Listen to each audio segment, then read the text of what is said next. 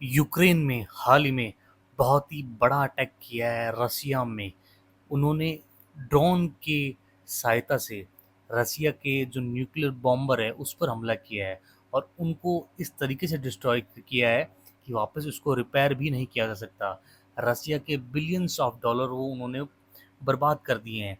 देखो, इसमें एक पॉइंट है कि रसिया के जो न्यूक्लियर बॉम्बर थे, यूक्रेन ने इस तरीके से तबाह किए हैं कि जहाँ पर चाइना का बॉर्डर लगता है ना, वहाँ पर इनकी न्यूक्लियर बॉम्बर रखे हुए थे। अब आप समझ सकते हैं कि यूक्रेन से चाइना के बॉर्डर तक बहुत ज़्यादा दूरी है और ड्रोन वहाँ तक पहुँचाना बहुत ही मुश्किल है। इन्होंने ट्रक के थ्रू, वहाँ के इनसाइडर जो भी रसिया के हैं, वहाँ उनके थ्रू चाइना के बॉर्डर तक, यानी कि चाइना के बॉर्डर के पास जो जगह पड़ती है वहाँ पर न्यूक्लियर बॉम्बर थे, वहाँ तक इन्होंने ड्रोन लेके गए ट्रक में।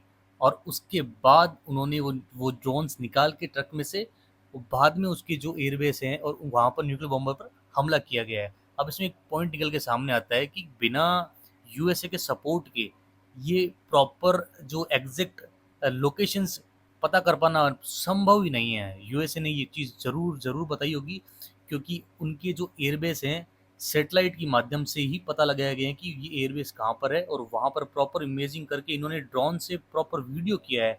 उसके हिसाब से दिखाया भी है यूक्रेन ने कि किस तरीके से हमने उन पर हमला किया है।